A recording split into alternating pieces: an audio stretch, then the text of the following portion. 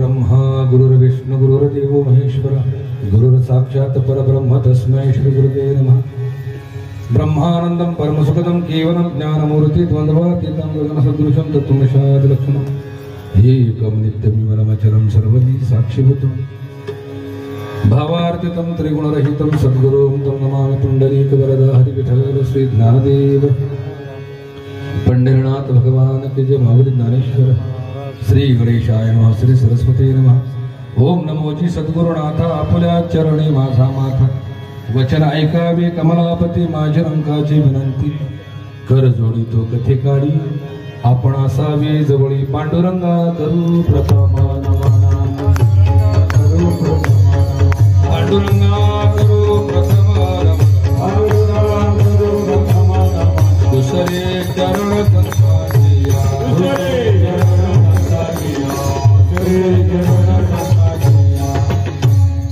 पांडुरंगा करू प्रथम नमन दुसरे चरण संतांच्या त्यांच्या कृपादाने कथेचा विस्तार बाबाजी सद्गुरुदास तुकाराज यांचे क्रिया स्मरण होय सकळ विद्येच्या अधिकरण तेची बंधू चरण श्री गुरूंचे वक्रतुंड महाकाय सूर्यकोटी समप्रभ निर्विघ्नं कुरु मे देव सर्व कार्येषु सर्वदा।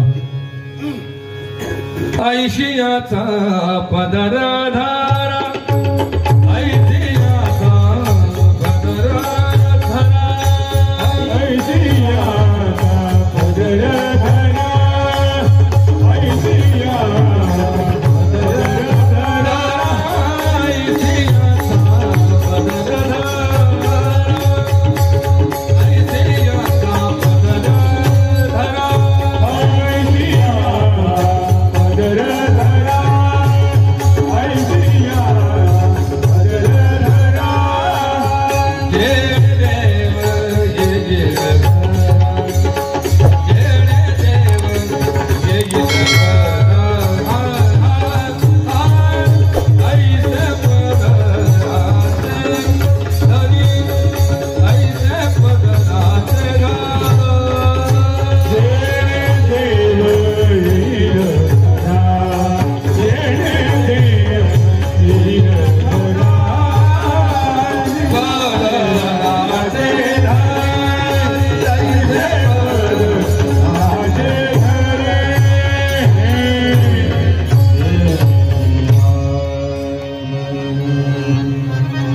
ऐशियाचा पदर धरा जेणे देव येईल घरा ऐसे पदाराचे धनी संत साधू ऋषीमुनी उपस्थित जमलेल्या माझ्या माता पित्यांनो नामधारकांनो हरिभक्तांनो वारकऱ्यांनो साधकांनो भगवंतावर निस्सीम प्रेम करणाऱ्या सर्व माझ्या आत्मस्वरूप भावंडांनो तुम्हा सर्वांच्या चरणी साष्टांग दंडवत।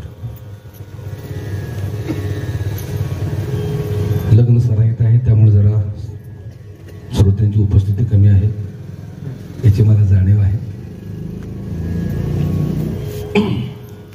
अखंड हरिनाम सप्ताह चास सिन्नर आणि आजची 6व्या दिवसाची कीर्तन सेवा माझ्याकडे आलेली आहे।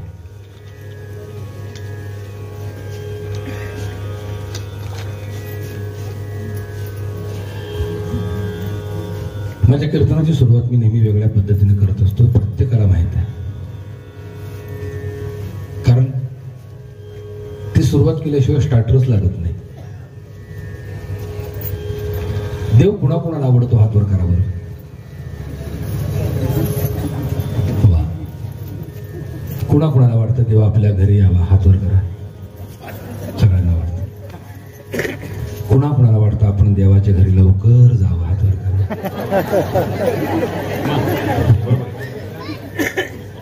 दोन हात वर म्हणजे ज्याने हात वर केला ते वैतागले संसाराला।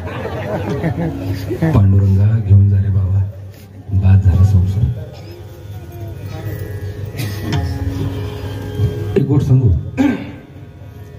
चौघांच्या खांद्यावरून हा देह जातो आणि तो स्मशानभूमीपर्यंत जातो, तो देवा घरी जात नाही। देवाच्या घरी जाण्यासाठी हा देह नाही, देवाच्या घरी जाण्यासाठी तुम्ही आम्ही आहोत। आणि देवाच्या घरी तानपुरा जरा थोडंसं कमी करा, खरं कमी, अजून कमी करा। बस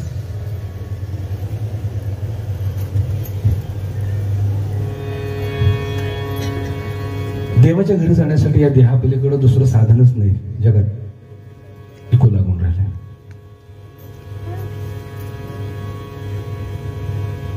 देवाच्या घरी जाण्यासाठी भगवंतानं हा मनुष्य देह दिलेला आहे.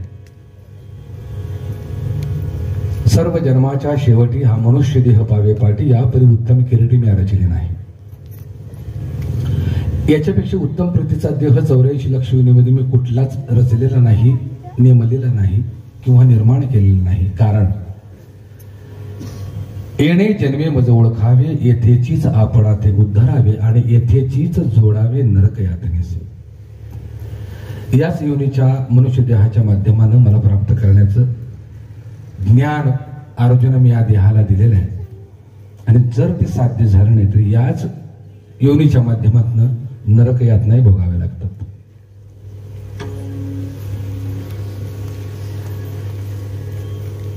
भगवंताच्या घरी जाणं म्हणजे नेमकं काय? कुठल्या तीर्थाटनाला जाणं नव्हे. अयोध्या, मथुरा, पंढरी, रामेश्वर नाही का, हे तीर्थक्षेत्र आहेत, ही देवाची ठिकाणं नाही आहेत. आमचं वर्म चुकलंय. देवाच्या घरी जाणं म्हणजे चौघांच्या खाद्यावरनं जाणं किंवा देवाच्या घरी जाणं म्हणजे तीर्थक्षेत्राच्या ठिकाणी जाणं. तिथंच तो देव आहे का? जो फक्त निष्ठेनं, अनन्यतेनं, समर्पण भावनेनं, समर्पित भक्तीनं त्याला शरण जातो, त्याला शरण जातो, मंदिरात नव्हे, अंतःकरणापासून मनानं जो त्याला शरण जातो, भगवंत तिथं तिष्ठतो बाय. मद्भक्ता यत्र गायन्ति तत्र तिष्ठामि नारदा. भक्त जिथं माझं आर्ततेनं भजन करतो, अर्जुन मी तिथं उभा आहे. आमच्या भक्तीचं रूप बदललंय. करोडो रुपये खर्च करायचे, लाखानं जेवणावळ्या घालायच्या, तीर्थाटन करायची, भरघोस देणग्या द्यायच्या, ह्या सगळ्या गोष्टीचा दिखावा करायचा. तुम्हा मला असं वाटतं की आमच्यातून भक्ती घडली नाही. हे भक्तीचं नटणं जरूर असावं, जरूर भक्तीनं नटावं, वादच नाही. पण ते भक्तीनं का नटावं, कुणासाठी नटावं हे आधी ठरलं पाहिजे. जैसिका पतिव्रता अन्य धर्म नेणे सर्वथा, सर्व व्रत दान कथा पतीचं कारण आहे. पत्नी साज शृंगार करते, वादच नाही, नटते, सजते, धजते, देखणी दिसते, अलंकृत होते नाही का. ती कुणासाठी? पत्नी कुणासाठी नटते तर आपल्या पतीसाठी नटते. कारण तिनं आधी पतीला वरलाय, पतीला लक्षात आणलाय, त्याच्यावर खूप प्रेम केले, त्याला जाणले, त्याला ओळखले आणि मग त्याच्या समाधानासाठी ती नटत असते. तसं तुमच्या आमच्या भक्तीनं जरूर नटावं, पण कोणासाठी नटावं हेच ठरलेलं नाही अजून. उपास तापास करतो, व्रतवैकल्य करतो, सगळ्या गोष्टी करतो, पण कोणासाठी हेच कळलं नाही. मग मला एक गोष्ट सांगा, थोडस मी कडू बोलतो. एखादी मुलगी आकारण नटत असेल ना, तिच्या प्रियकराचा पत्ता ना तिच्या पतीचा पत्ता, कशाचाच पत्ता नाही, पण दररोज मात्र नटणं चालू आहे, कुठेतरी संशयाला जागा आहे. कुठला संशय येतो? ज्ञानोपर्यंत याला परकडपणे शिंदळ भक्ती म्हटले. एक स्त्री अन्य पुरुषांच्या बरोबर संबंध ठेवते, तुम्ही का समजून घ्या, तिला पतिव्रता नारी म्हणता येईल का? नाही म्हणता येणार. ज्ञानोपारी आणि ज्ञानेश्वरीमध्ये इतके सुंदर व्यवहारी परखोड झोडपले तुम्हा आम्हाला. पतिव्रता भक्ती, निश्चित भक्ती, समर्पण भक्ती काय असावी? तुमच्या आमची भक्ती काय आहे? अर्जुना, ती इकून लागून राहिले, थोडस कमी करा. मज येथे न भजती नाना आचरणे करीती नाना दैवते भजती नेणती माझे ज्ञान. मनाचा कान करू नये का, आपल्याला वेळ फार कमी. पार्था सृष्टी माझी पाहता जाण थोर विघ्ने भूते दारुण राजस तामस प्रगटवून म्हणते आम्हीच देव. तुम्ही मी जे निर्माण केलेले देव आहेत ना, हे 3 गुणांना निर्माण झालेले देव आहेत. रजोगुण, तमोगुण आणि सत्वगुण. आणि जिथे 3 गुणांचा आधार घेऊन जे देव जन्माला आले ते देव नश्वर आहेत, शाश्वत नाही आहेत. कारण हरिपाठामध्ये 3 गुणाचं वर्णन करत असताना त्रिगुण आसार निर्गुण हे 6. पण त्रिगुण जर आसार असेल तर त्रिगुणानं नटलेले देव तरी सार कसे असतील, तेही आसारच आहे. सृष्टी माझी पाहता जाण थोर विघ्ने भूते दारुण राजस तामस प्रगटवून म्हणते आम्हीच देव. करुणी मूर्तीचा आकारू तेथे करीते अनाचारू म्हणते हाच सर्वेश्वरू सर्वाभूती प्रगटला. मी प्रत्येक ओळीचा अर्थ सांगत बसणार नाही. मी कीर्तन ह्या नरदेहाला सांगतोय, इतर योनीतल्या जीवाला सांगत नाही. हे मला कळतंय, कारण बुद्धीचे वैभव अन्य नाही तुझे. बुद्धीचं वैभव दुसरीकडे नाही, हे हितच वैभव दिलेलं आहे, नरदेहात दिलेलं आहे, म्हणून सांगतो. करुणी मूर्तीचा आकारू तेथे करीते अनाचारू म्हणते हाच सर्वेश्वरू सर्वभूती प्रगटला. मारेती पशुच्या दावणी आचार सांडेला ब्राह्मणी तुळशी माळा सांडुनी गळा घाली ते दर्शने. सोमवारासारखे व्रत ते टाकून या भ्रांत एकादशी न करीत घाले ती गोंधळ.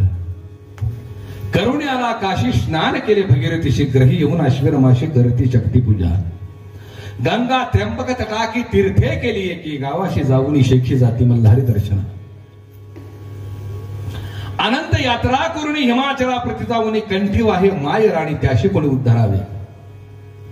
विभूती चर्चुनी लल्लाटी रुद्राक्षमाळा घालून कंठी हाती घेऊन देवटी जाय गोंधळासी.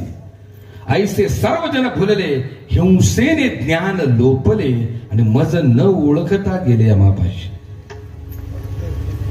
सगळी तीर्थ केली, चारोधाम केलं, तीर्थयात्रा केल्या, सगळं केलं, पण घरात काही खड्याला गड्याला गाठ नाही. हे सगळं केले ना, कशासाठी केले माहितीये का? प्राप्तीसाठी. इच्छा ठेवून आम्ही भगवंताला भजायला निघालोय. इथं उलटा आहे. आम्ही रांगेत उभं राहतो,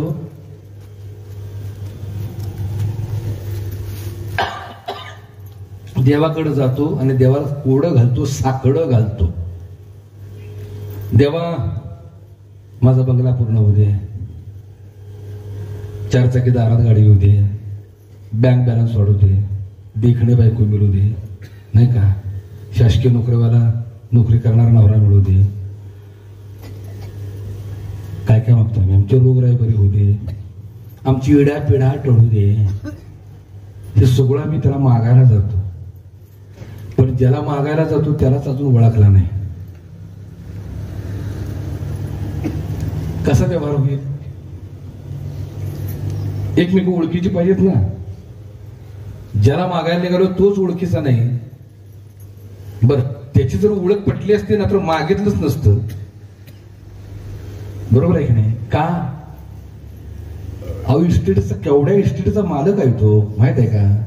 मी चालविल्या सूर्य चाले, मी बोलविल्या वेदू बोले, मी हलविल्या प्राण हले जो जगाशी चालिता. पर्वते बैसकी न सांडावी, समुद्रे मर्यादा न ओलांडावी, पृथ्वी भूते वहावी ही आज्ञा माझी. ब्रह्मांड ज्याच्या सत्तेत आहे, ब्रह्मांड एक ब्रह्मांड आहे, अनंत ब्रह्मांड आहेत, ज्याच्या आज्ञेत आहेत, सत्तेत आहेत, त्याच्या शक्तीनं हे सृष्टी ब्रह्मांड सूर्य चंद्र जे उगवत आहेत, मावळत आहेत ना, त्याची शक्ती आहे. असं एवढा मोठा प्रॉपर्टीवाला माणूस लक्षात आला का? चुटकीसारखी सगळ्या गोष्टी त्याच्या हातून घडून जातात. आम्ही त्याला ह्या गोष्टी मागायला जातो, प्रापंचिक सुख. आणि त्यात झाले कसं माहितीये का? ज्यावेळेला आम्ही व्यवहार करतो ना त्यावेळेला दुरावा निर्माण होतो. आम्ही ज्यावेळेला देवाला धन मागायला जातो, रांगेत दर्शनाला त्याच्या, हो, पण मागतो आम्ही धन. महत्व कोणाचं वाढतं? देवाचं वाढतं का धनाचं वाढतं? मोठ्यानं बोला. भले 4 जणी 4 टळके जरी असते तरी उत्तर द्या. कोणाचं महत्व वाढतं? धनाचं महत्व वाढतं. देवाचं महत्व आम्ही कमी करतो दर्शनाला उभं राहून. नाही मागायचं. बघा, कितीतरी इतिहासात असे भक्त होऊन गेलेत की न मागता देवानं भरभरून दिले, भरभरून. खरा भक्त आणि त्याची योग्यता काय आहे? खरा भक्त कोणाला म्हणावा? ज्यावेळेला तो देवाला मागायला जातो त्यावेळेला तो देवाला म्हणतो, भगवंता जे दिलेस ते माझ्या योग्यतेपेक्षा जास्त दिलेस, आता काय नको गड्या मला. काय दिलेस? अनमोल शरीर दिलेस, प्राणवायू दिलायस शरीराला पोचण्यासाठी, हो, सूर्यचंद्रादी प्रकाश दिलायस, आणि काय पाहिजे? सगळं दिलेस. ही ज्याची आर्त भावना आहे ना, तो खरा भक्त आहे. अभक्ताची व्याख्या काय आहे? देवा दिलेस तर जरा कमी दिलेस, अजून जरा दे. ही अभक्ताची व्याख्या. आणि महत्वाची गोष्ट सांगू, देवाला काय मागायचंच नाही. देवावर न मागता एवढं ऋण करून ठेवायचं की देव आमच्या मागं लागला पाहिजे. भक्ता घे रे बाबा, घे रे बाबा, घे रे बाबा. मागण्याची वास आहे मुखाकडे, मागण्याची वास आहे मुखाकडे, मागण्याची आस आहे मुखाकडे, मागण्याची आस आहे मुखाकडे. तुझ्या रोकडे मनोरथ, तुझ्या रोकडे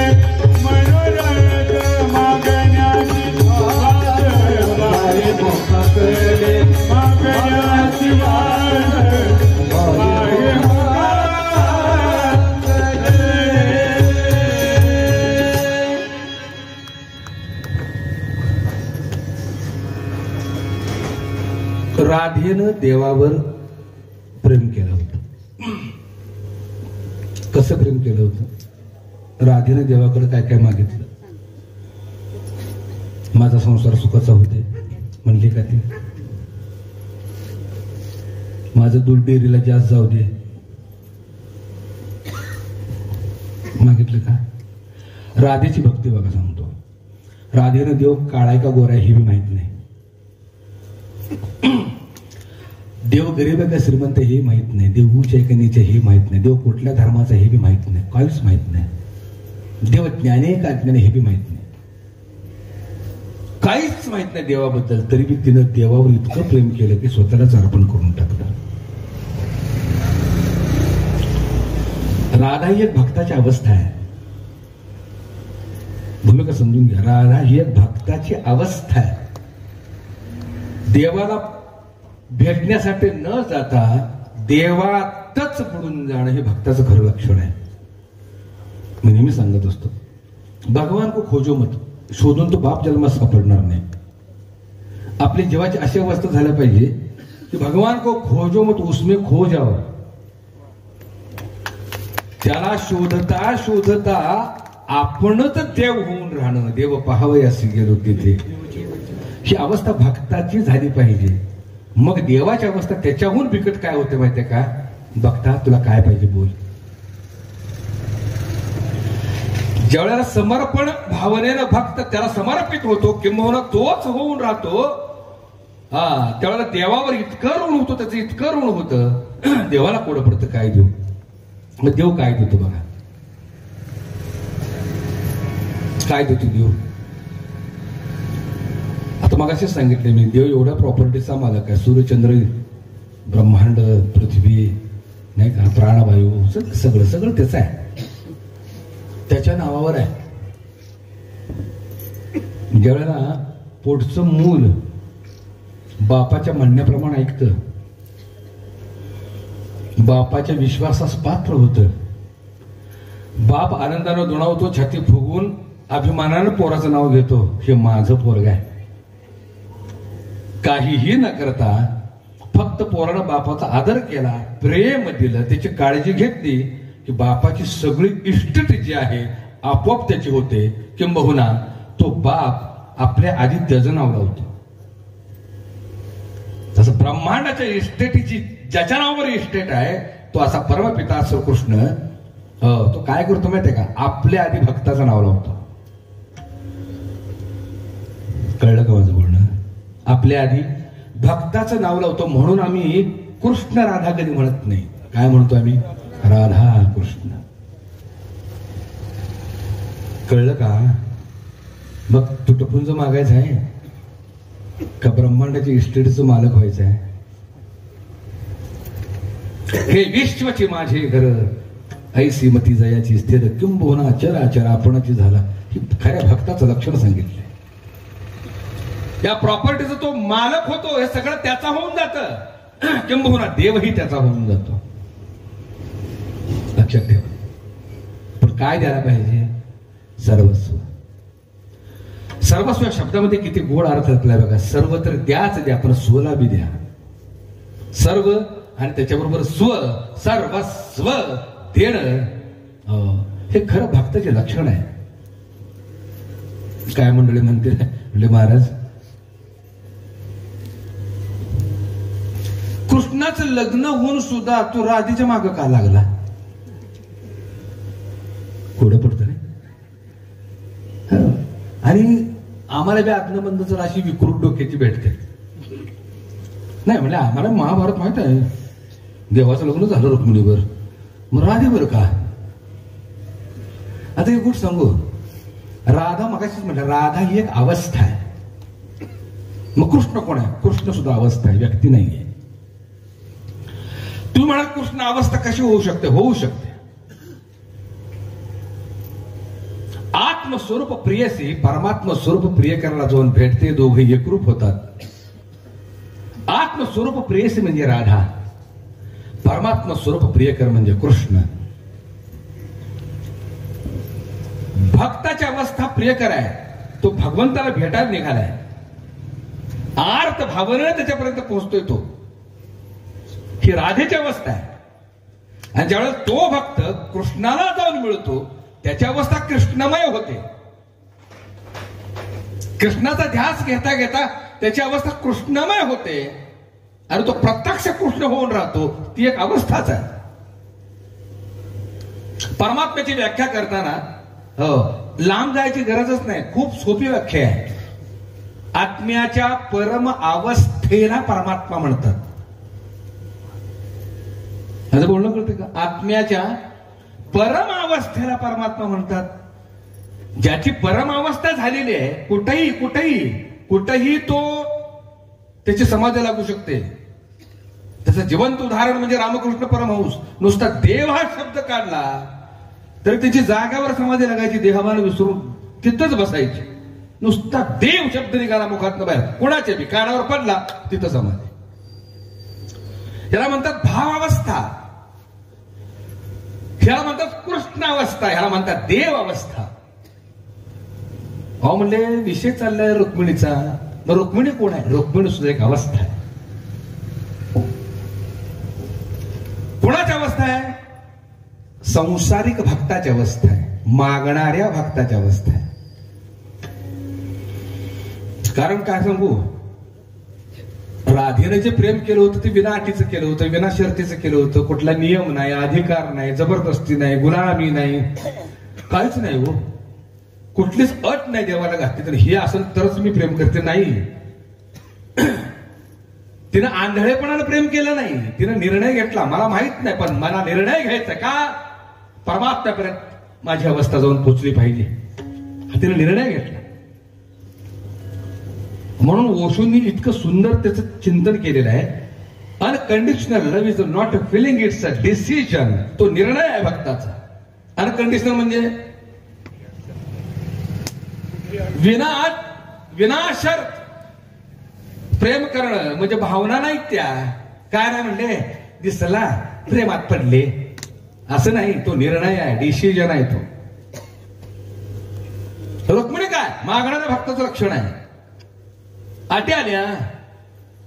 देवानं राधेवर प्रेम काय केलं तिच्या पाठीमागचं कारण सांगतो. अटी, उपकार करत नाहीस, लग्न केलेस, तुझ्या नावाचं मंगळसूत्र घातले, मला हे दे, आणून दे, का करता घे, तुझं नवरा आहेस. अधिकार आला, मागण्या आल्या, अटी आल्या. लग्न म्हणले का अटी आली का नाही? मुलगा बघा गेल्यावर काय म्हणता तुम्ही? शासकीय नोकरी आहे का, बँक बॅलन्स आहे का, 4 चाकी आहे का, पुण्या मुंबईच्या ठिकाणी फ्लॅट आहे का, असतील ना अट. त्या पोराचे आईबाप जे बनतात का मेलेत, ते आईबाप कुणाकडे आहेत, तू एकटाच आहे का, अटी. माझं बोलणं कळलं का? आम्ही अटी घालतो, कुणाला अट आवडेल तसं. मागणारा भक्त जेव्हा रांगेत उभा असतो का नाही, अटी घेऊन लिस्टच असते तिची मागायची, लिस्ट असते लिस्ट. आणि आम्ही रांगेत उभा राहतो, लांबच बघतो तो आली पिढा. ह्याची काय लिस्ट संपवत, येतन गाराणच घालते, येतन गाराणच घालते. लक्षात आलं का? बाप जन्मात भेटत नाही लिस्ट घेऊन गेल्यावर. आणि कंडिशनलचा कोणताही अट नाही, शर्त नाही. मग बघा तो आपलंसं करून घेतो. कारण मी धनाला महत्व देत नाही, देवाला महत्व देतो. बोलणं कळते का? आणि म्हणून भगवंताला आवडतो तो भक्त कुठला? निस्वार्थ भक्त आवडतो. ही भक्ती आमची झाली पाहिजे. आमचं कसं झाले, आम्ही रुक्मिणीचं रूप घेऊन देवाबरोबर व्यवहार करायला जातो आणि आपला उल्लूसरणा झाला, येर माझ्या मागल्या ताकण्या चांगल्या. असे कितीतरी महाभाग आहेत. योगायोगाने भगवंत प्रसन्न झाला, घरात भरभराटी वाढली की देवाला मी अडगळीत टाकतो. ही वस्तुस्थिती आहे. एक उदाहरण देतो, मनाचा कान करून ऐका. एक तरुण मुलगी होती, घरी एकटीच राहत होती.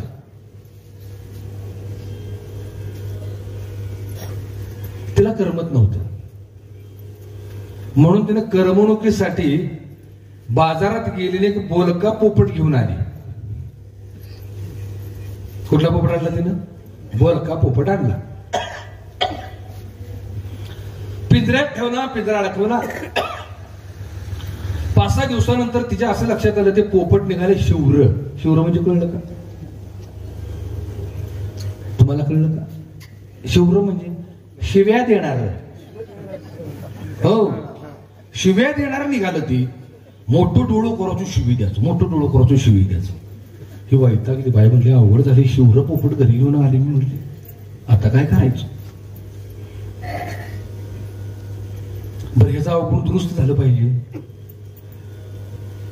म्हणून तिने काय केलं माहितीये का? पिंजऱ्यात सकट पोपटाला घेतला आणि एका महाराजाकडे गेली. महाराजाला बी काय कामधंदा नव्हता, ते बी गिरायकाची वाट बघत होत. लाडसाहेब ते गिरायकाची वाट बघत होत. हे गेली, म्हणले महाराज हे पोपट शिव्या देते, जरा ह्याची शिव्या बंद करा, ते अवगुण ह्याचं बंद करा. आणि खरं सांगू, त्या महाराजाकडे ह्या पोपटावर औषध नव्हतं, खरंच नव्हतं. आणि आजकाल तीच परिस्थिती आहे. औषध नव्हतं त्या पोपटावरती, पण गिरायक सोडायचं नव्हतं. म्हणजे वस्तू नसताना गिरायक कसं थोपवून ठेवावं नाही का, भांडवल नसताना गिरायकाला कसं थोपवून ठेवावं हे टेक्निक त्या महाराजाकडे होतं.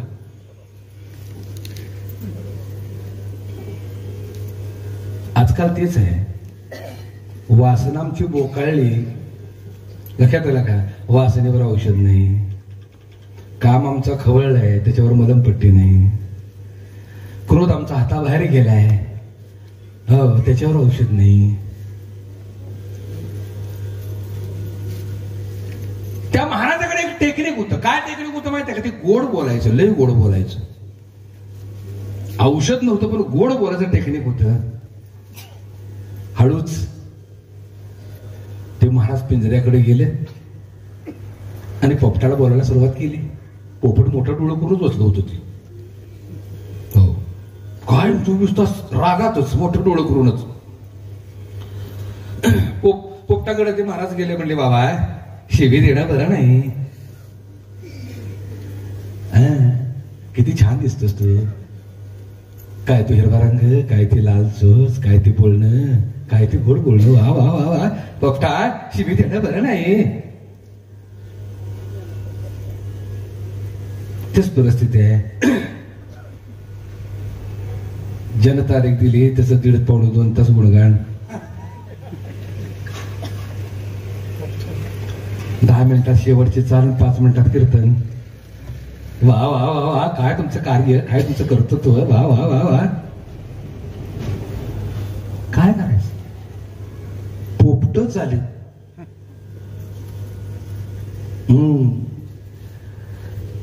महाराजांना पोपटाला गोड बोलायला सुरुवात केली. पोपटानं 5-10 मिनिटं ऐकून घेतलं महाराजाचं. आणि पोपटाने ज्या महाराजाला ठेवणीतल्या शिवाय त्याला सुरुवात केल्या, ठेवणीतल्या हा आलं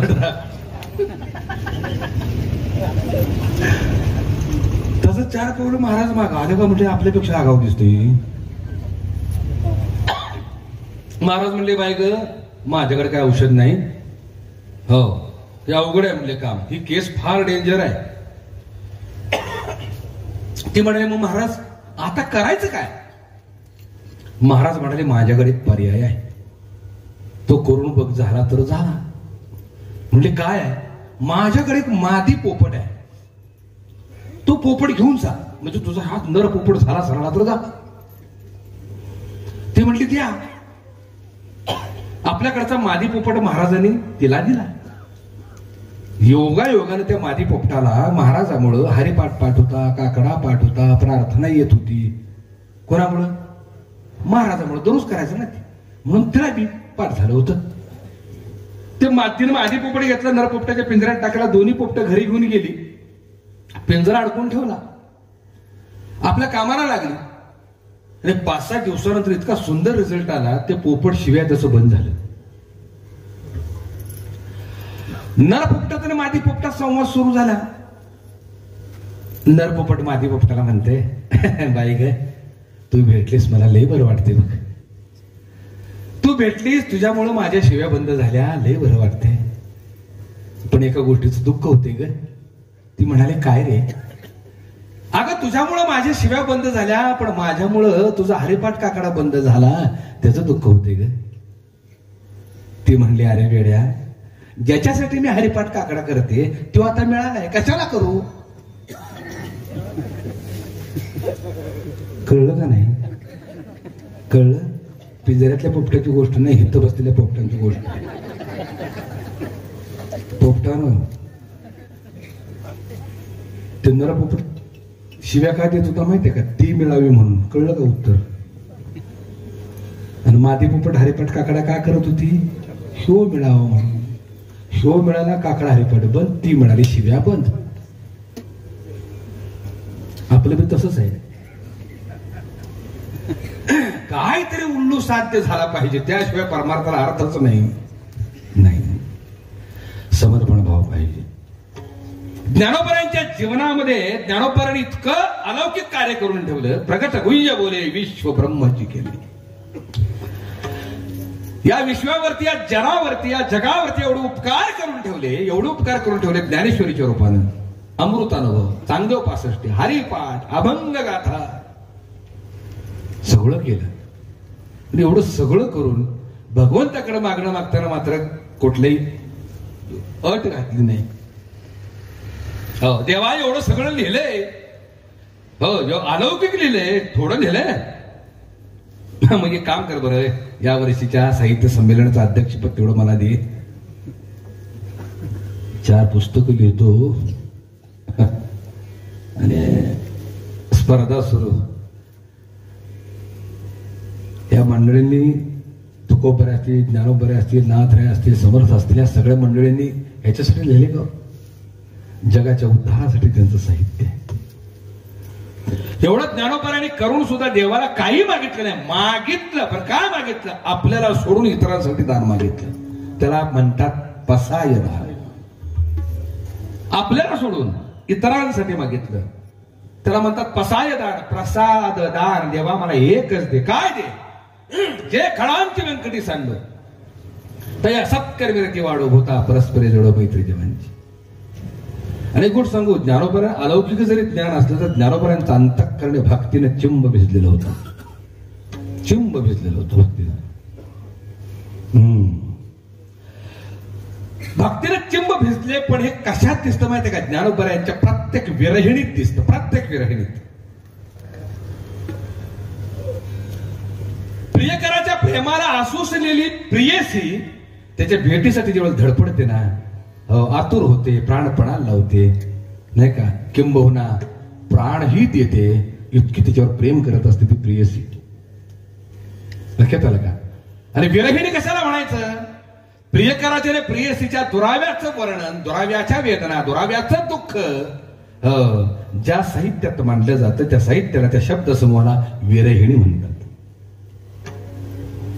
आणि मी बघा नेहमी सांगत असतो, ज्ञानेश्वर महाराजांना पुरुष संत जगात भरपूर आहेत, पण एकाच पुरुष संताला सर्व जग आई म्हणतं, ते म्हणजे आपले ज्ञानेश्वर माऊली.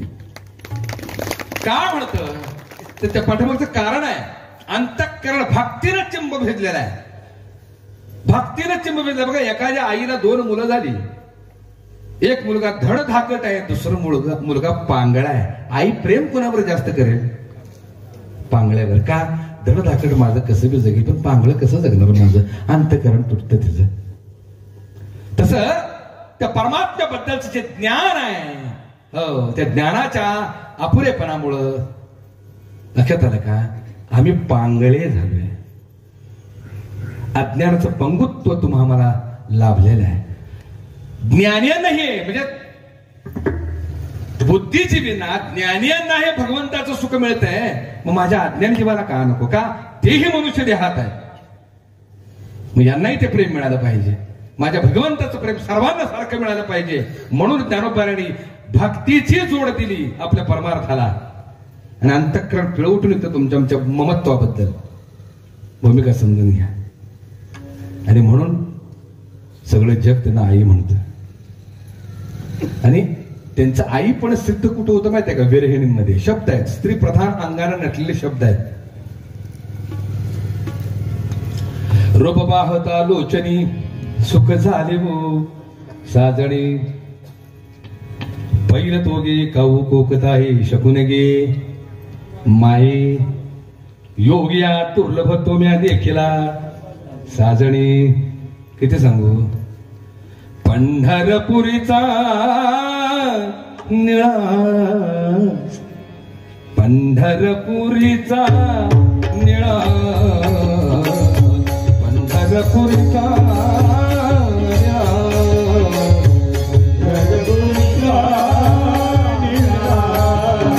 पंढरपुरीचा निळा, पंढरपुरीचा निळा, पंढरपुरीचा निळा, पंढरपुरीचा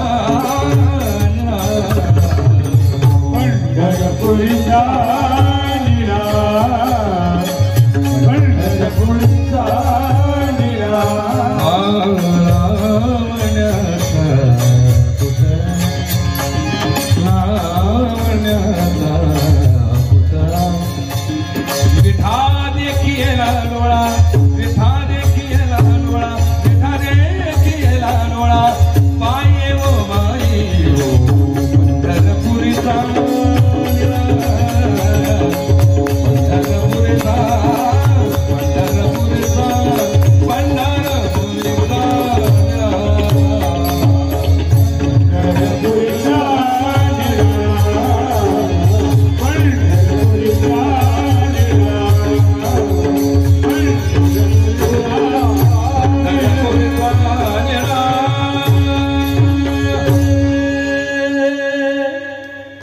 पंढरपुरीचा निळा, लावण्याचा पुतळा, विठा देखिला डोळा, बाई हो माझा दामांचा घोंगडा निसेर, माझा दामांचा घोंगडा निसेर,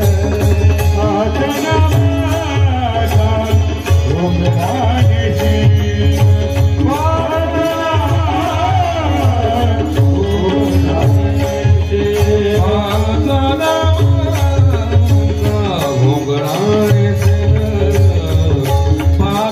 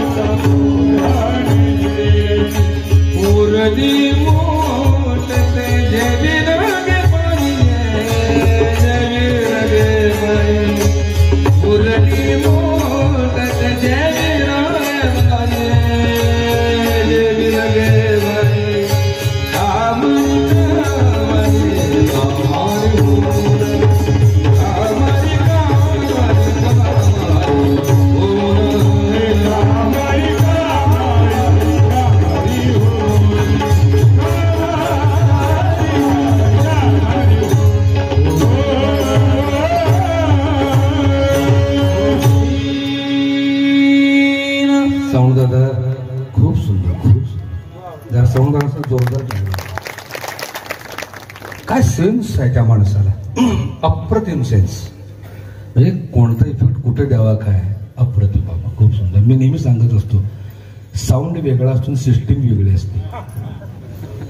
साऊंड बाहेर असतो आणि सिस्टीम डोक्यात असते. आधी ती इथं ऑपरेट झाली मग ती बाहेर ऑपरेट होत असते. बाहेर आम्ही बघतो भांड्याचे कपाट जसे रस्त्यात का तसे सगळं रचलेले असते, पण इथे सगळं रिकामच. कोणाला किती महत्व द्यावं हे साऊंड वाल्याच्या हातात आहे. आणखीन एक गोष्ट सांगू का साऊंड दादा, तुमचं ऑपरेटिंग बघतोय मी, पण तुम्ही तुमचा धंदा दुसऱ्याच्या हातात दिलेला नाही. माझं बोलणं कळलं ना, नाही तसं नाही मला म्हणायचं, चुकतंय आपलं. व्यासपीठावर जेव्हा कलाकार सांगतो हे माझा आवाज वाढव रे, हे माझा आवाज वाढव रे, पकवा जे माझा आवाज वाढव, तपस जे माझा आवाज, सगळंच म्हणतात माझाच आवाज वाढव. ते बिचार इतकं त्रासलेलं असतं बरं का, काय करावं मोठा प्रश्न पडतो त्याला.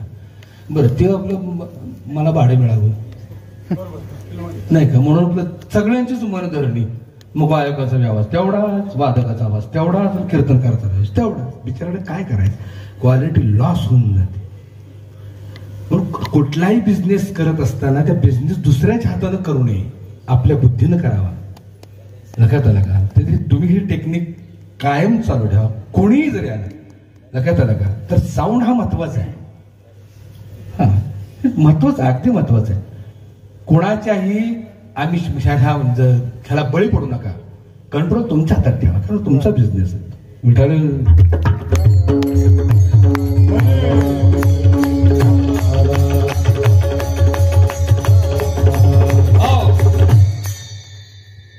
पाचा दामांचा घोंगडाने सण उरली मोठते जेवेन गे बाई ये. मी मला सांगायचं काय की स्त्रियांगाने नटलेले शब्द प्रत्येक विरहिणीमध्ये माऊलींचे आहेत. आजच्या विरहिणीमध्ये माऊलींनी भगवंताबरोबरचं जे भांडण केलेलं आहे ना, ते कुणासाठी केलं माहिती का? तुमच्या आमच्या लेकरासाठी. आजच्या अभंगाचं एक वैशिष्ट्य असं आहे की त्या अभंगामध्ये मध्यवर्ती भूमिका करणारे एक वस्त्र आहे. त्या वस्त्राचं नाव आहे घोंगडी. ज्ञानोबा यांच्या साहित्याचं हेच तर वैशिष्ट्य आहे. तो अनाकेल्य परमात्मा कळावा म्हणून 4500 सिद्धांत ज्ञानेश्वरीत लिहिले खरे, हो, पण ते सिद्धांत अनाकलनीय आहेत, लक्षात येत नाहीत, म्हणून त्याला जोड दृष्टांत दिले 4500 दृष्टांत दिले.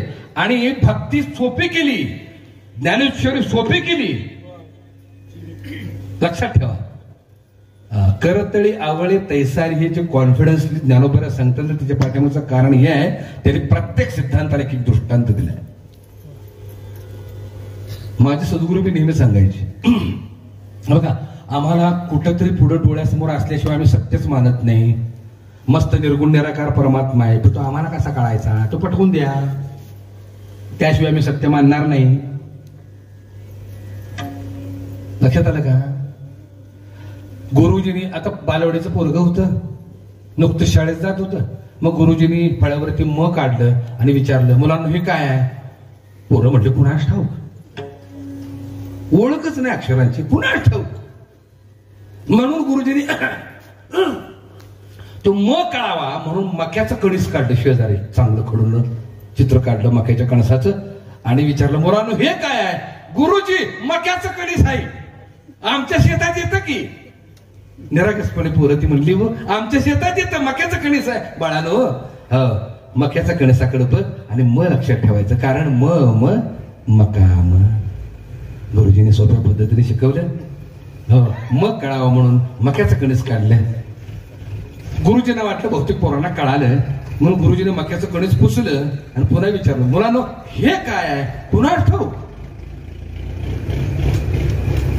म्हणजे जोपर्यंत मक्याचं कणीस दिसत नाही तोपर्यंत आम्ही म मान्य करत, तसा सगुण परमात्मा जोपर्यंत दिसत नाही तोपर्यंत आम्ही निर्गुण परमात्मा मान्यच करत नाही.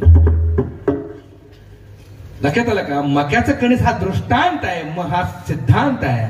तसं अनाकल्य परमात्म्याबद्दलचं जे ज्ञान आहे ज्ञानेश्वरीमध्ये ते सिद्धांत आहे, तर ते कळावे म्हणून दृष्टांत दिले. तसंच आजचा अभंग आहे आणि आजच्या अभंगामध्ये प्रतीक म्हणून, रूपक म्हणून घोंगड वापरले, वस्त्र.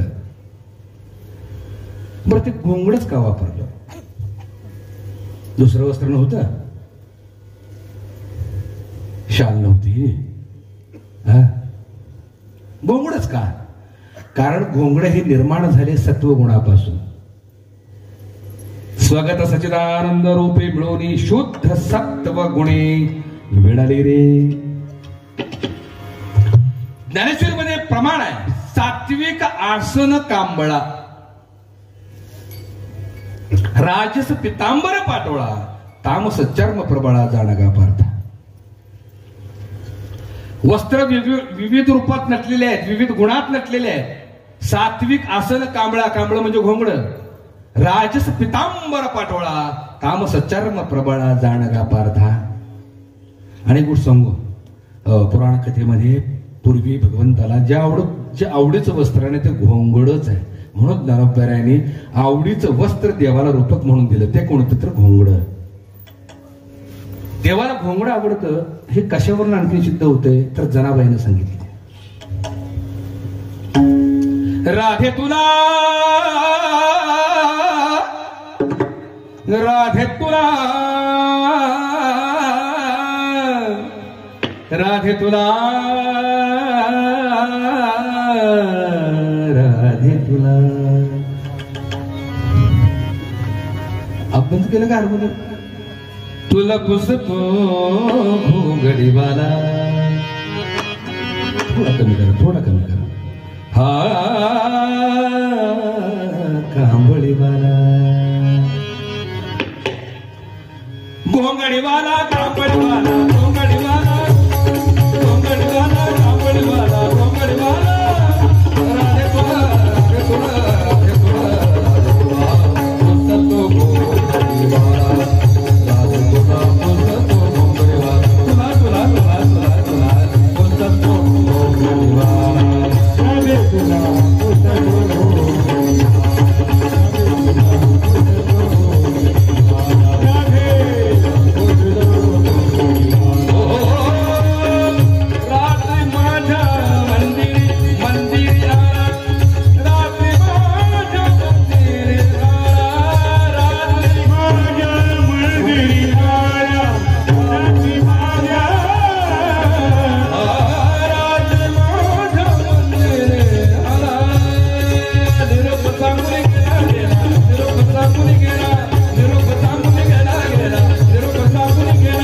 राधे तुला,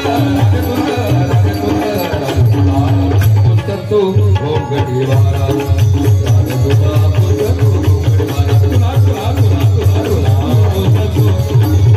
पुसतो घोंगडीवाला. राधे तुला, पुसतो घोंगडीवाला.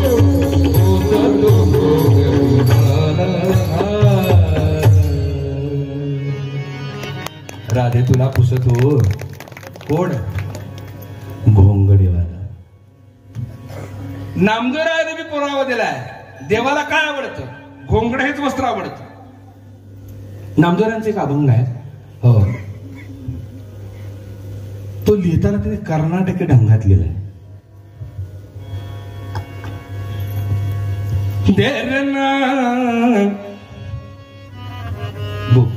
देरना दे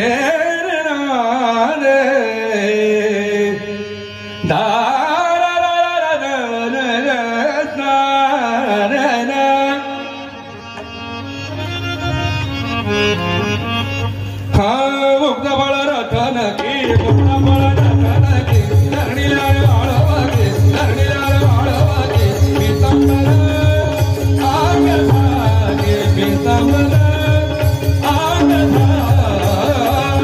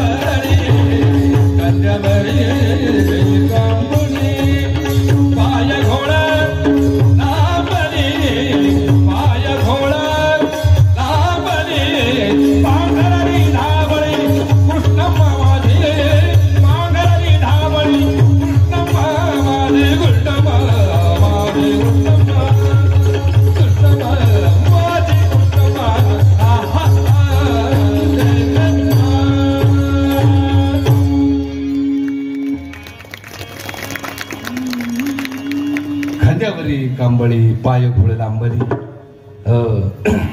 विश्रांतीची सावली कृष्णम मामाजी. म्हणजे कांबळ म्हणजे मोंगड हे देवाला आवडणारं वस्त्र आहे. वस्त्र ही उपमा दिली आणि कुणी वस्त्राची उपमा दिली भगवंताच्या स्वरूपासाठी आणि कुणी वस्त्राची उपमा दिली किंबहुना या देहासाठी वस्त्र नावाचं रूपक कुणी कुणी वापरलं. ज्ञानेश्वर माऊलींचे समकालीन संत कबीर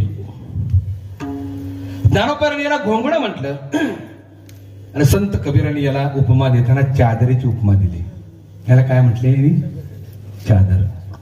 सुंदर दोहा आहे, जगप्रसिद्ध दोहा आहे. कबीरा जब हम पैदा हुए, थोड़ा सा एको कहीं करें, जग हंसे हम रोए, ऐसी करनी कर चलो हम हंसे जग रोए. चदरिया चदरिया झेली रे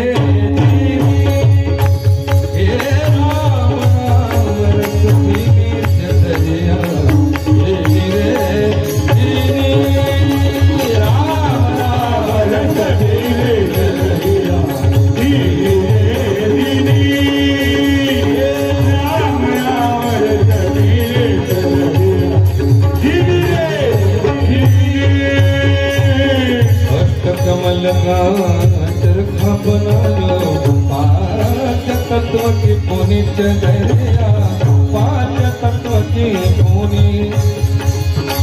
9-10 मास गुण नको लागे, 9-10 मास गुण नको लागे, 3 महिने केली चदरिया.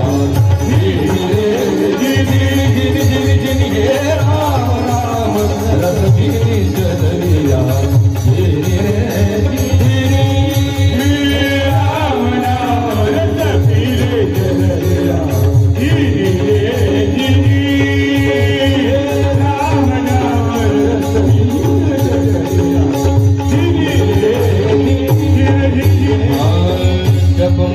चादर बनकर आई रंग रेस को दीनी, चदरिया रंग रेस को दीनी. ऐसा रंग रंगा रंग रे, ऐसा रंग रंगा रंग रे, लाल लाल कर दीनी चदरिया.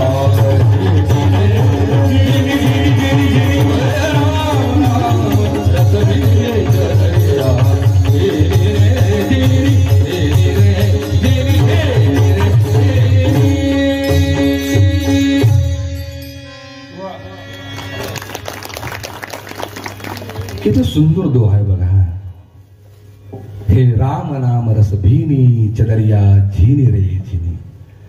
ज्या चादरीच्या माध्यमातून तुला रामनाम नावाचं गुंफण करता येईल, त्या भगवंताला प्राप्त करता येईल अशी चादर, मनुष्यरूपी चादर तुला दिलेली आहे रे जेव्हा. तरी चादर निर्माण कशी झाली? अष्ट कमल का चरखा बनायो, 5 तत्व की पोनी. 8 पाकड्याच्या चरख्यातून ही चादर तयार झाली. आता 8 पाकडे कोणते आहेत? पृथ्वी, आप, तेज, वायू, आकाश, मन, बुद्धी आणि अहंकार अशा 8 तत्वातनं ही चादर तयार झालेली आहे साहेब. बरं, ती चादर तयार झाली, पुढं काय? 9-10 मास बुनन को लागे. 9 महिने 10 दिवस लागले हो विणायला. 9-10 मास बुनन को लागे, दिन दिन मैली किनी चदरिया झिनी रे. दुसऱ्या चरणामध्ये इतकं सुंदर वर्णन केलंय. जब मोरी चादर बन घर आई. ज्यावेळेला 9 महिने 9 दिवस पूर्ण झाले या चादरीला घडून, त्यावेळेला ही चादर रंगाऱ्याकडे रंगवायला दिली. कुणाकडे रंगवायला दिली? रंग रेज को दिली. त्या रंगाड्याला रंगवायला दिली. त्या रंगाड्यानं असं रंगवलं की लालो लाल कर दिली चदरिया. जन्माला येताना कुठला रंग घेऊन येते चादर? मौल्यानं मोठ्यानं बोला. लाल रंग. जन्माला आल्यानंतर लाल रंग घेऊन येते. हळूहळू जसं जसं बालपण सरतं तसं तसं वेगळे रंग लागतात. ह्याला धर्माचा रंग लागतो, वर्णाचा रंग लागतो, वंशाचा रंग लागतो, नाही का? संप्रदायाचा रंग लागतो, फडाचा रंग लागतो, वेगवेगळे रंग लागतात. अलीकडं पक्षाचा बी रंग लागतोय. चालू आहे का नाही? आजूबाजूला तेच चालू आहे आता.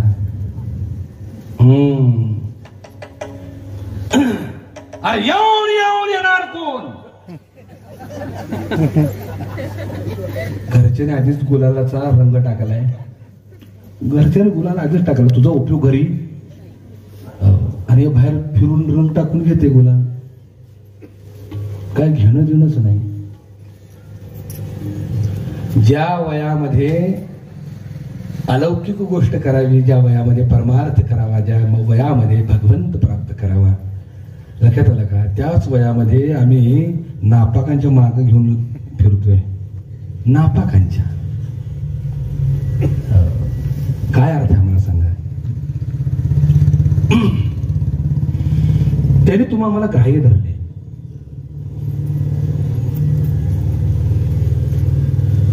आम्ही आंधळे झालो का मला हेच कळत नाही.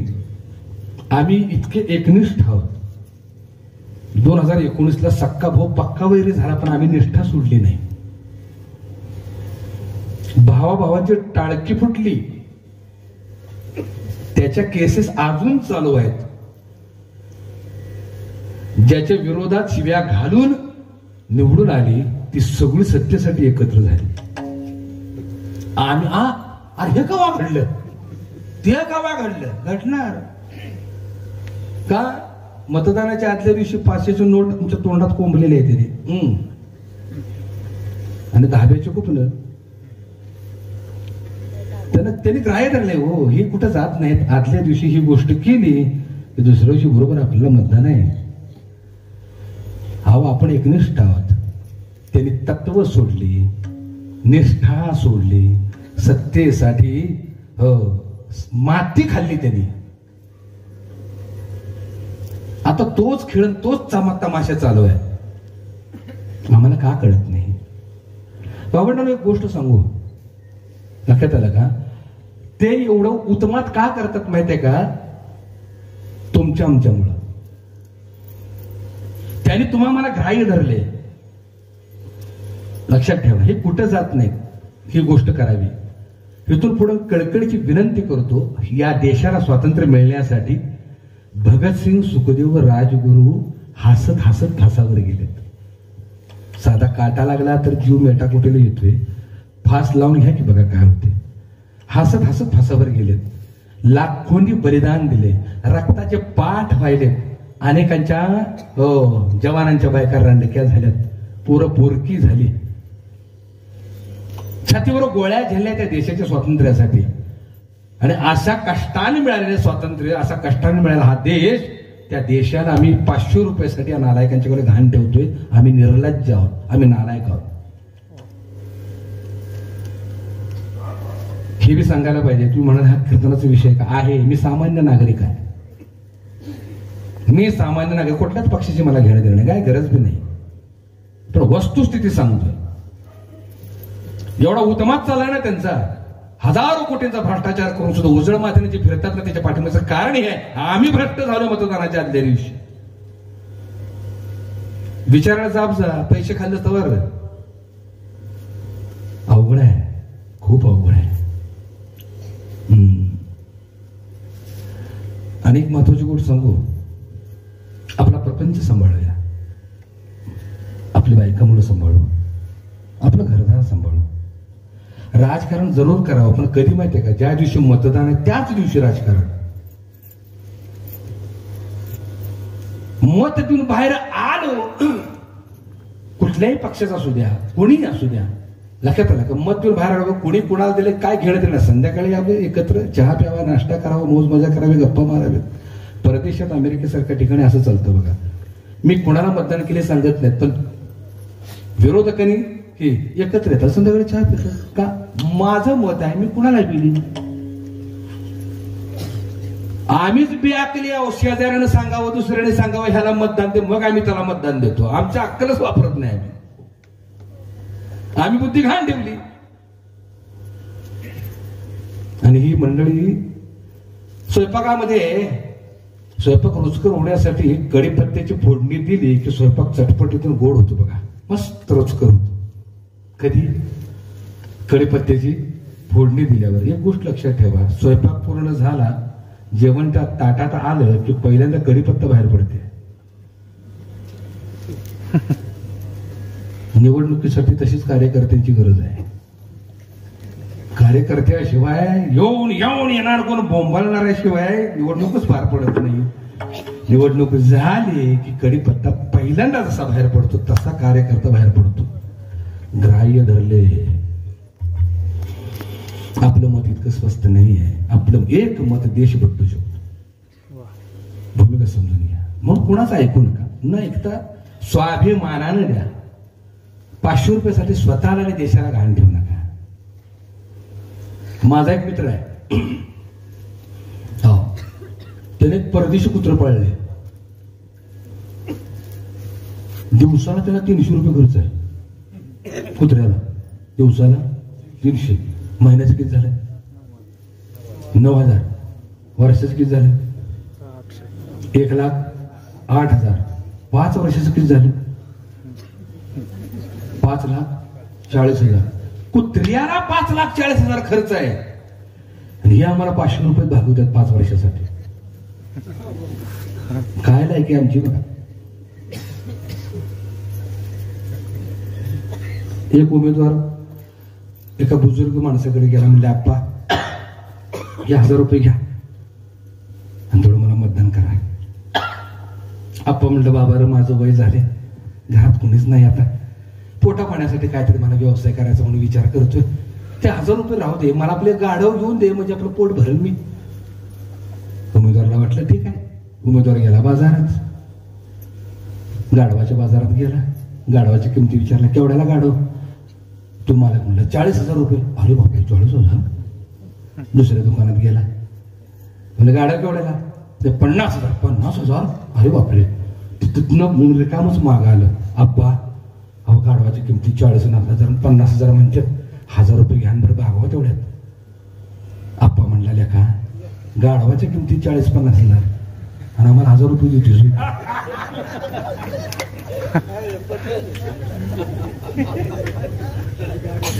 गाढव झालोय गाढव. आलं का लक्षात? त्याने आम्हाला गाढवच करून टाकले. पैसे देऊन तोंडच बंद करून टाकले आमची. एवढा मी लाचार झाले. जीव द्या. पैसे घेणार आहेत का नाही त्यांच्यासारखे नालायक कोण नाहीत. म्हणून ही देशाची आता वाताहत झाली, लक्षात ठेवा. म्हणून राजकारणाची वाताहत झाली. आम्ही जर खंबीर असतो का नाही, पैसे देणारा एखादा जी असली होती ती दिवसा येत नाही बघा, रात्रीच येते. नाही का रात्रीच येते बघा, घरं वाटते तशी. एखादा पट्ट्या का भेटत नाही कानसुरात वाजवणार मला हेच कळत नाही. 10 निर्माण झाला पाहिजे ह्या गावात, नको बाबा का मारतेत पैसे दिल्यावर, असं वातावरण तयार झालं पाहिजे. लक्षात ठेवा. असो दुखणं काय माहितीये का, पैशाचा सर्रास वापर होतो. कशावर नाही, आम्ही रात्री अपरात्री फिरत असतो त्या गावावरून त्या गावावरून आणि आमच्याच गाड्या चेक करते. साहेब बद्दल बघायचं असेल तुमच्याकडे ती. अहो करा की करणाऱ्याच्या आमच्या काय चेक करताय म्हणजे आमची ड्युटी चेक करायलाच पाहिजे. म्हणजे याचा अर्थ असा होतो की पैशाशिवाय खेळ चालत नाही. असंच आहे ना. हा जर डाग लागला असेल राजकारणाला, हा जर डाग लागला असेल मतदानाला, तर उपयोग काय? अहो पवित्र आणि निष्कलंक पद्धतीने मतदान झालं पाहिजे. का कुणाला मत देतोय आपण? देशाला मत देतोय. असं पण आमचं काय झालं माहितीये का, जे तारुण्य भगवत प्राप्तीसाठी पाहिजे, ज्ञानोपायाने 16व्या वर्षी ज्ञानेश्वरी लिहिली. शिवबाने स्वराज्याची शपथ 16व्या वर्षी घेतली. स्वामी विवेकानंदांनी 22व्या वर्षी शिकागो धर्म परिषदेमध्ये आपल्या धर्माचा झेंडा लावला. तुकोबांनी 25व्या वर्षी गाथा लिहिली. आज ते शंकराचार्यांनी पहिलं भाष्य केलं गीतेवरती वयाच्या 20व्या वर्षी. तरुणपणात ह्या ज्या गोष्टी घडतात लक्षात आलं का? का तरुणपणामध्ये ती शक्ती आहे. ती शक्ती ज्यावेळेला आम्ही ह्या राजकारण्यांच्या मागे लावतो लक्षात आलं का? आयुष्याचं वाटोळ होतं. आणि आम्ही तारुण्य आमचं नासलं का नासवलं? मोठ्यानं बोला, मोठ्यानं बोला. नासवलं. चंद्रभाऊ पांडुरंगा, चंद्रभाऊ पांडुरंगा, मन करा थोर कैवल्याच्या चांदण्याला, कैवल्याच्या चांदण्याला भोके लागतो.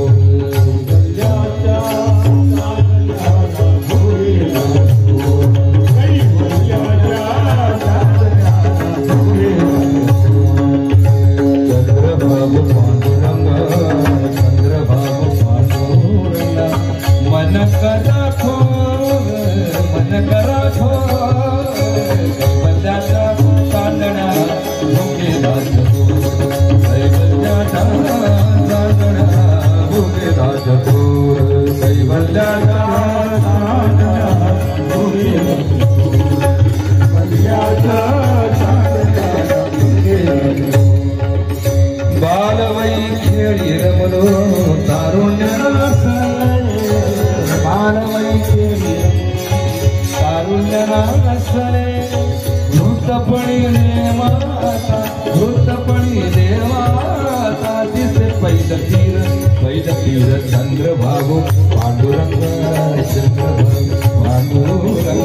मन करा थोर कैवल्याच्या चांदण्याला भोके लागतो.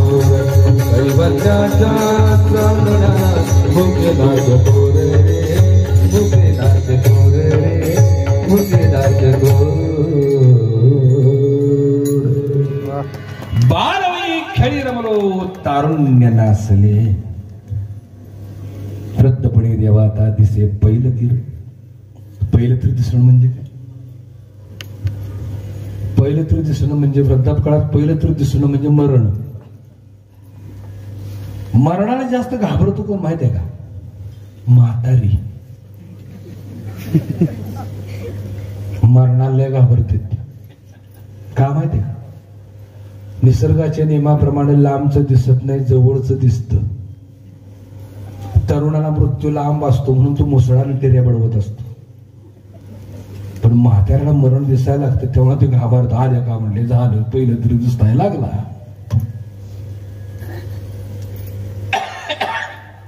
अर्थ कळला का? याच धर्तीवर गदी माडगुळकरांनी याला सुद्धा एक उपमा दिलेला आहे. ती उपमा इतकी गोड आहे, इतकी छान आहे. या देहाला जी उपमा दिली ती उपमा कशी दिली बघा. मध्यमता 100 धागे दुःखाचे, एक धागा सुखाचा. 100 धागे दुःखाचे, जर तारी हे वस्त्र माणसा तुझे आयुष्य. एक धागा सुखाचा, 100 धागे दुःखाचे, जर तारी हे वस्त्र माणसा तुझ्या आयुष्याचे. एक धागा मुखी अंगणी बालपणाची रंगीत वसने तारुण्याची. मुखी अंगणी बालपणाची रंगीत वसने तारुण्याची. जीर्ण शाल मग पुरे शेवटी लेणे वार्धच्या. एक धागा तुका या वस्त्रात विणतो कोण एक सारखी नसती दोन या वस्त्रात विणतो कोण एक सारखी नसती दोन कुणासरे त्रिखंडात या हात विण करायचे एक धागा शंभर धागे दुःखाचे तरकारी है वस्त्र माणसा तुझिया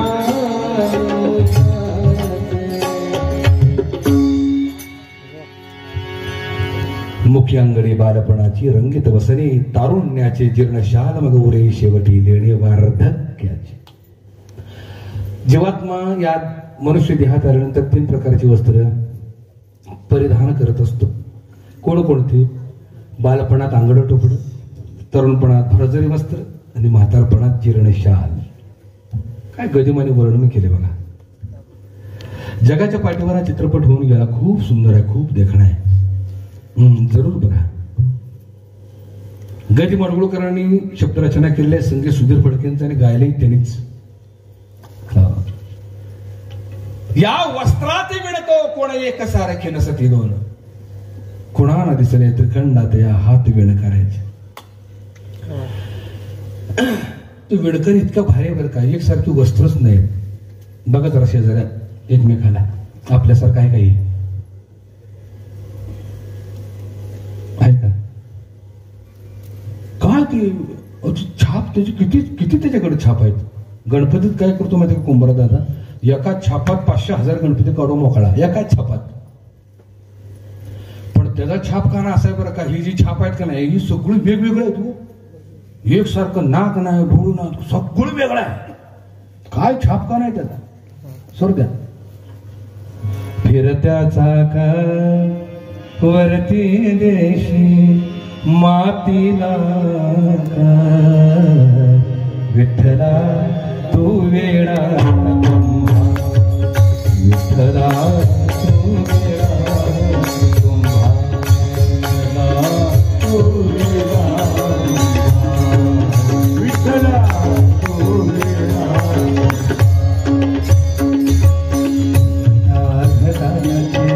रूप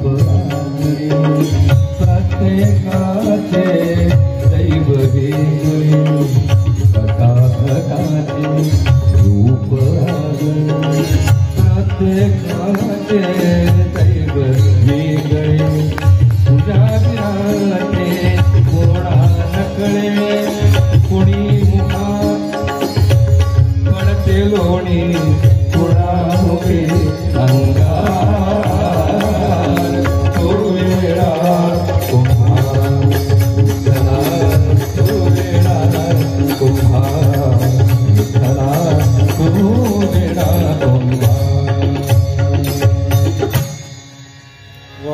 दोन लेकरासाठी जरा टाळलं. पखवाज काय पखवाज म्हटलं की सांप्रदायिकच्या पलीकडे ती जातच नाही. पण मी आज संप्रदायाच्या बाहेरची गीतं गातोय. साजेल असं वाजवत दोघं बी खूप सुंदर. आणि जेवढं पाहिजे तेवढंच बरं. ह्या दोघांचं वैशिष्ट्य काय आहे, आल्यापासून जेवढं पाहिजे तेवढंच अभंगाला जे साजेल आहे सार्थ आहे तेवढंच वाजवतात. नाहीतर इतर ठिकाणी आम्हाला इतका ताप होतो, चहापेक्षा किटलीच गरम. चहापेक्षा किटलीच गरम लय सहन करावं लागतो, सहन करावं लागतं. हो ना, असा तडाखा बसतो तर त्या पखवाजाचा. गप आपलं मुख गिळून बसत का त्या दिवशी तिथे कीर्तन करायचं आणि त्यांच्या ताब्यात आपण असतो. मग आम्ही एकच विचार करतो, बावल्यावर रडके ना काय करायचं. खूप सुंदर बाबा, तुमच्यासाठी पुन्हा एकदा जोरदार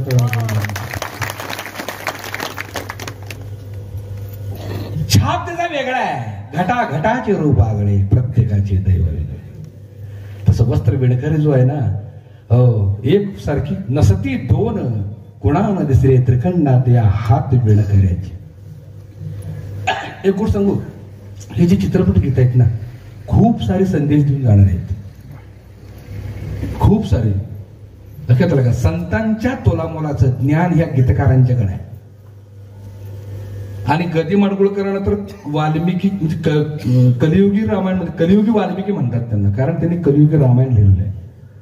हा, कलियुगीचे वाल्मिक म्हणतात, गीत रामायण त्यांनी लिहिलंय. खूप ताकद आहे त्यांच्या लेखणीमध्ये, म्हणजे गीतकारांच्या लेखणीमध्ये. आणि कुणी वस्त्राची उपमा दिली या देहाला. पिंजरा चित्रपट बघितलाय का? बघितलाय पिंजरा?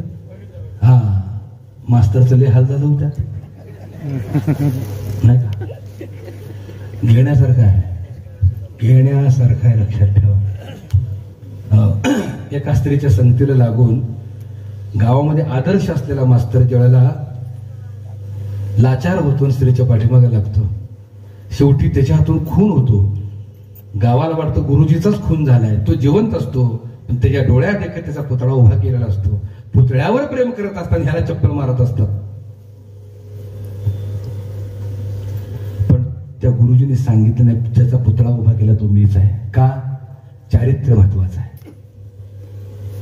प्राण गेला तरी चालेल, पण चारित्र्य महत्वाचं आहे. सुकरात माहित आहे का तुम्हाला? ग्रीसचे थोर संत होऊन गेले सुकरात. त्यांनी इतकं परखडपणे परमार्थ सांगितलं, इतकं परखडपणे, बघ धर्म वगैरे सगळं थोतांड म्हणून सांगितलं त्यांनी. आहे सत्य काय तर परमात्मा सत्य आहे.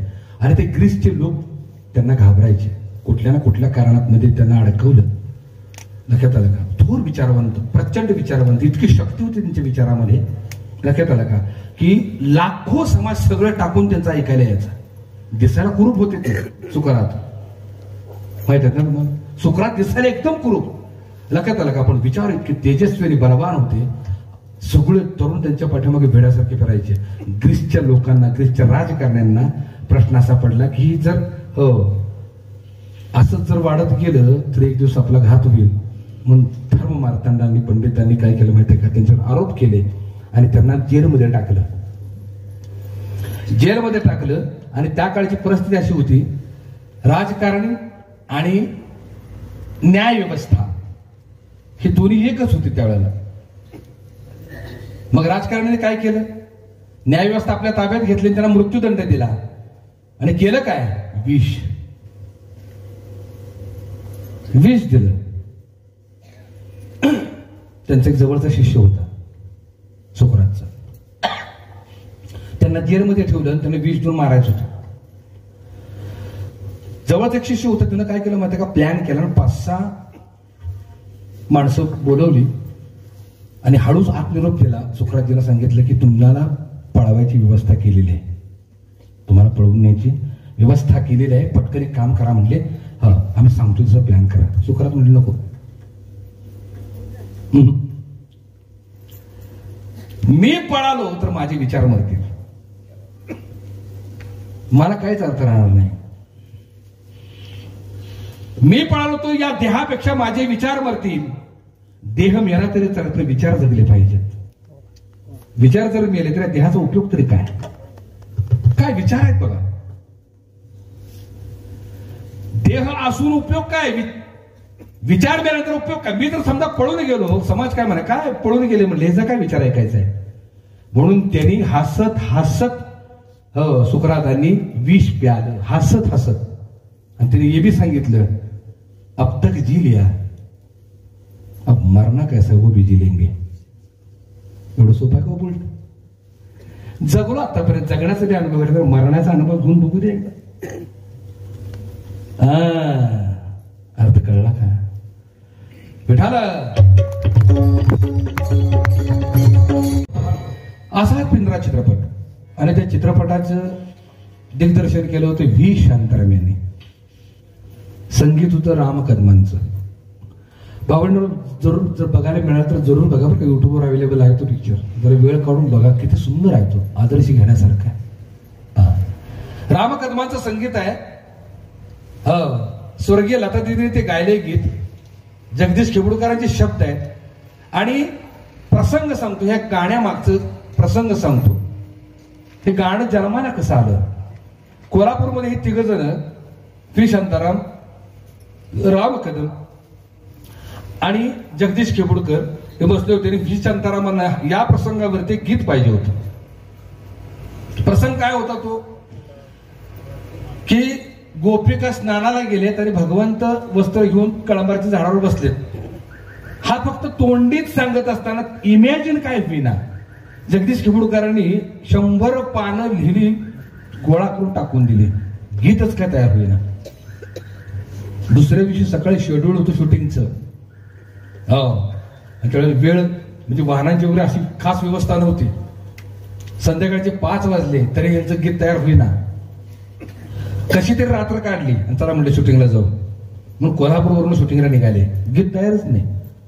पण त्यावेळेस हॉटेल वगैरे हा व्यवस्था नव्हती. घरनं जेवण बांधून आणलेलं, अँबेसेडर कार होती.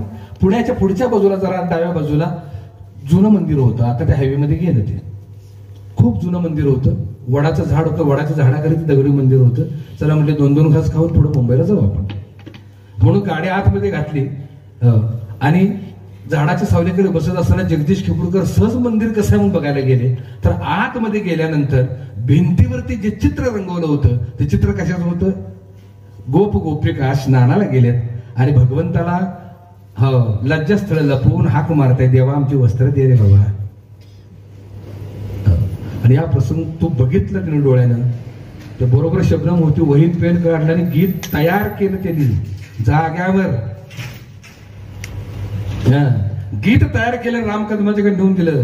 कदम साहेब बघा बरं कसं वाटतंय. कदम साहेबांच्या डोळ्यात म्हणजे राम कदमाच्या डोळ्यातच घळा पाणी आलं. त्या दोघांनी तिथंच बसून त्यांनी चाल बी लावली आणि म्हणून दाखवलं व्ही शांतारामांना. व्ही शांताराम लगेच साईन बी करून टाकलं. चला म्हणले आज रेकॉर्डच करू.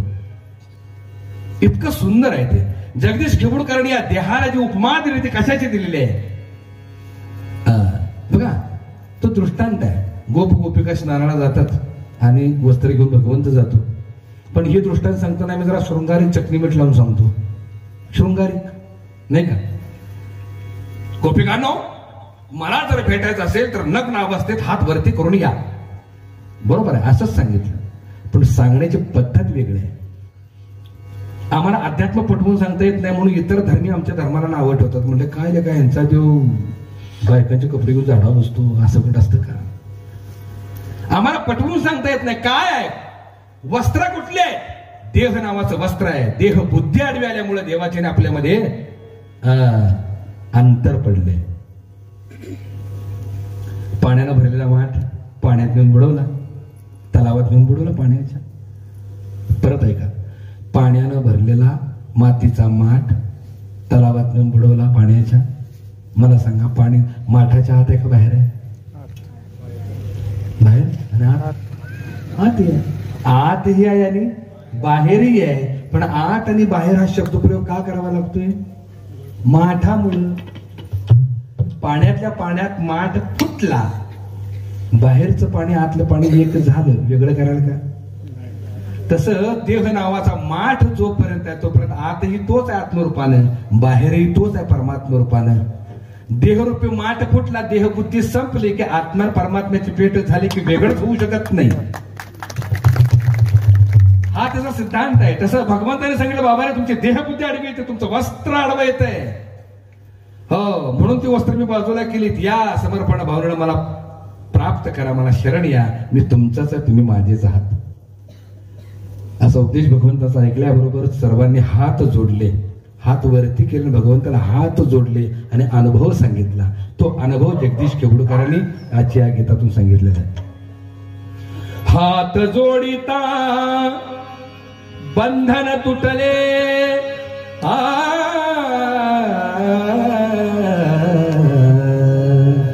हात जोडिता बंधन तुटले, आता जीवाला मी पण कसले.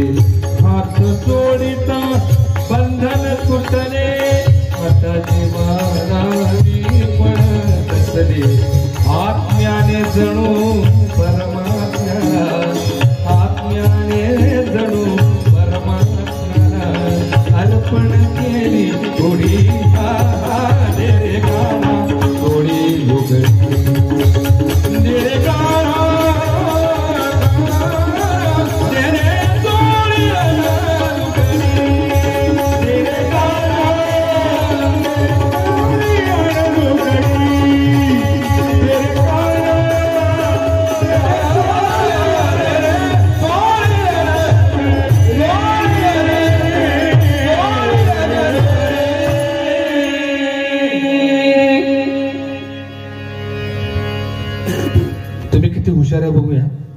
आणि सेवेला पण पूर्ण राहतो.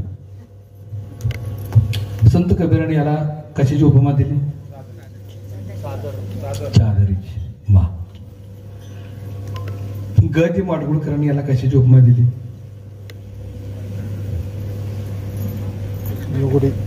अंगड टोपड बरजरी वस्त्र आणि जीर्ण शाल. जगदीश किंबुडकरांनी याला कशाची उपमा दिली? चोळी लुगडी. तसं ज्ञानोबरांनी याला कशाची उपमा दिली? कानोबा कानोबा कानोबा कानोबा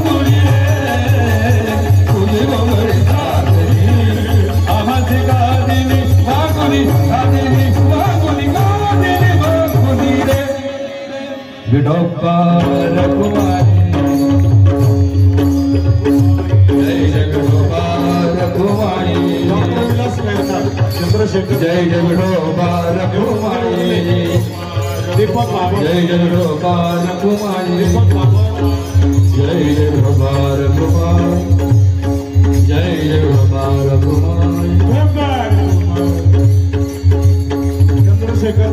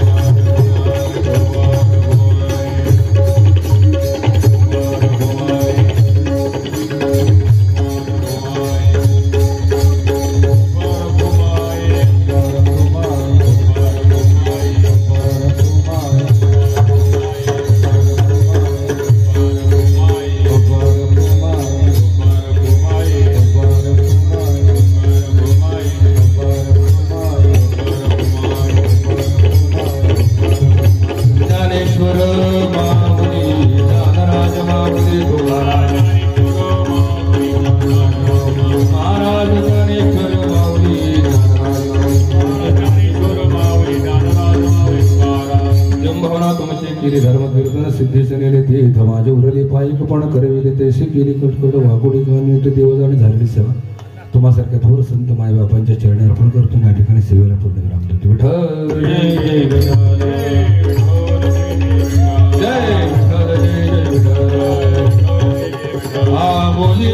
पुरे वेडी वाकोडे अहो नाही विचारला तुला म्हणे जाणे